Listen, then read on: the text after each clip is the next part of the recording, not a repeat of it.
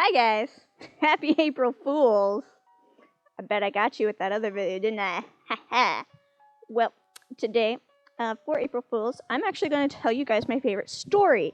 And, you guys clicked on this video, you probably can already tell. This is a story joke. It's really long. It's my favorite joke. And it's a pretty long one. It's a story joke. And, with that, let's get into it. So our story joke starts off knowing that we have two main characters for it. A boy and a girl, they're high school sweethearts. And, just like how all, high school relationships to some degree end. Maybe, I don't know, maybe not everyone's. They, had to go off to college after they graduated. And they agreed that they would be long distance and that they would still be together. And the boy, who is the main character of the story joke, is he's going to community college, and his girlfriend is going away to an all-girls private college, and it's about 3 or so hours of a drive. And so they graduate high school, they get set up in college, this, that, and the other. And so our guy, it's maybe a month or so into college life, and he's like, you know what, I should go visit my girlfriend. And so he calls her up on the phone, and he's like, hey babe, I'm gonna come visit you. It's been a month or so since we you last seen each other. How about I come visit you at your college? And so she's like, yeah, come on, you come over. And so it's Friday night, he gets into his car after classes, and he makes the 3-hour trip out to her dorms, and he's getting ready to he's getting close to campus, and he goes to ring her up on the phone. He's like, hey babe, I'm here on the campus, what parking lot do you need me to be on? Because he hadn't been there before.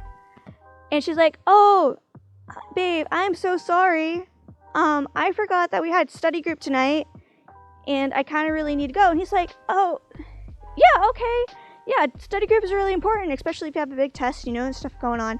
And so, a little defeated, he turns around and gets out of town, and he's kind of upset. He just drove 3 hours to go visit his girlfriend just to turn back home to his, own dorm room. And he gets about halfway there, and all of a sudden, out in the middle of nowhere, his car breaks down. And he pulls out his cell phone, trying to see if he can get AAA or, whatnot on the phone. And there's no cell service at all, which sucks. But he notices that he happened to break down right across the street. There's a monastery. And he's like, oh my gosh. Okay, so he goes to the monastery, and he knocks on the door, and a monk answers the door. And he's like, hey, my car broke down. Do you think, do you guys have any way of, contacting anybody to come fix it? And the monk is like, hey, yeah, actually, one of our guys is really good at fixing up cars and stuff. He can, fix it up for you. It's really late at night, though, so, you can come inside, and you can sleep in one of our rooms, and we can have it fixed up for you by tomorrow morning. And so, he agrees to it. He lets the monk go and fix his car, and the rest of the monks show him to his room for the night, and he tries to get some sleep. But he notices that there's a lot of noise, and he tries to sleep, and he's like, what is that? He thinks about it, and he's like, oh, it's probably just them working on my car. And so he tries to go back to sleep, and eventually he does. And yeah, the next morning he wakes up, and his car is fixed, and he thanks the monks. He goes to tries to pay them. They're like, no, we don't need any money. And he gets back in his car, and he goes along his way. It's been a few weeks, and he knows it's his girlfriend's birthday in this coming weekend. And so he rings up his girlfriend, and he's like, hey babe, I know that your birthday is this coming weekend. How about I come up and visit you for your birthday? And she's like, yeah, come visit for my birthday. And so once again, he gets in his car, He drives the 3 hours. He gets into a parking spot, and he goes to ring up his girlfriend, and she picks up the phone, and he's like, "Hey, babe, I'm here. I'm for your birthday." And he has a present. He has brought flowers, for her birthday. And she's like, "Oh, I'm so sorry, babe, but I'm actually at a restaurant right now with my parents. They surprised me and wanted to do a special surprise birthday dinner for me. Yeah, I'm really, really sorry about it, babe." And he's like, oh, okay, I guess. And he's upset. It's like, he would have hoped maybe that, like, his girlfriend's parents might have invited him or something like that. But, he's kind of upset. He goes and he drives back, and he's making his way, and he's driving, and about halfway through the drive, again, his car breaks down. And just like last time, it happens to break down right in front of the monastery. And so he gets out of his car a little bit upset, kind of upset about his, and whatnot. He knocks on the monastery door, and the monk comes out again. He's like, "Oh, hey, you're back." And he's like, "Yeah, my car happened to break down again in front of your monastery." And they're like, "Yeah, we can fix it for you again. No problem. We can get you fed. We can get you upstairs in a room." And he's like, "Yeah, that sounds great, man." And so he does it. He eats dinner with the monks. They fixing up his car. He goes to bed, and he's laying in there in bed, and he's woken up again by his noise, and it's like really loud. And he's like, "What on earth is this? It's really annoying." But he tries to get some sleep, and eventually he does fall asleep. And, next morning comes, he gets some breakfast, the car's fixed. And so he gets in, he thanks the monks, he drives back to college. And so he's, still like, about not getting, the birthday presents to his girlfriend. And, a week's passed, and it's, a week or so, and he's like, "Okay, I'm gonna call my girlfriend up again. I still have her birthday presents. I want to give them to her. I should really go get them to her, and I still haven't gotten to see her."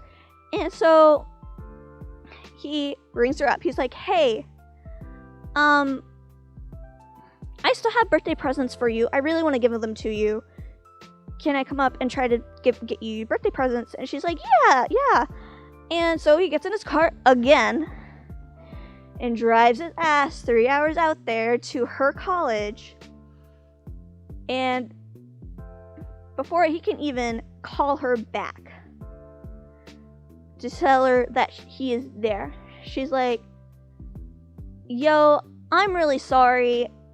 I probably should have just been upfront with you to begin with, but I'm breaking up with you.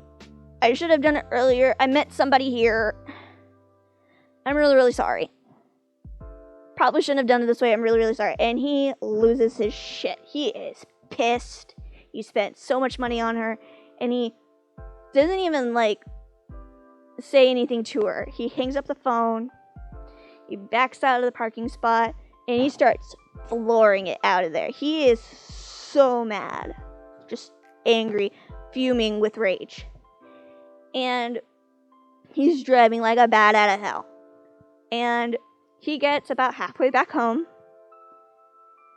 and his car, miraculously once again, breaks down in front of the monastery, which is like, what on earth even?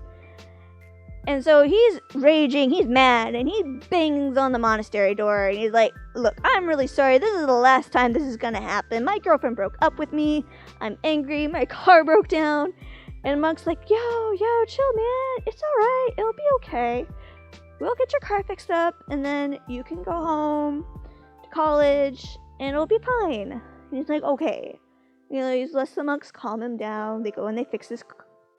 He calms down. The monks help him calm down. They fix his car, and he gets some good food, and he goes upstairs to the room again so that he can go to sleep.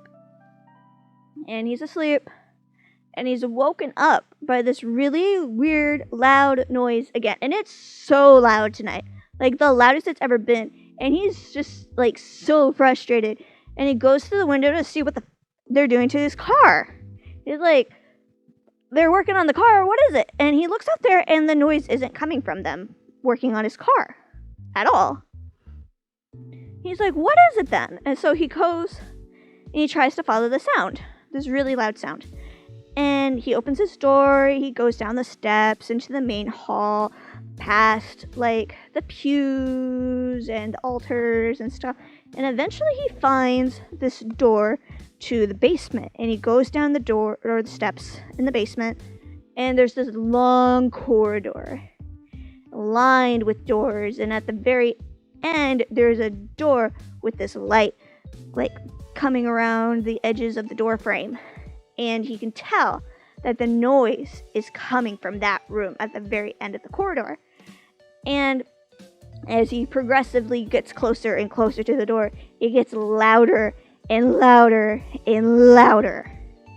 And he opens the door, and inside the door, or inside that room, there is a locked chest.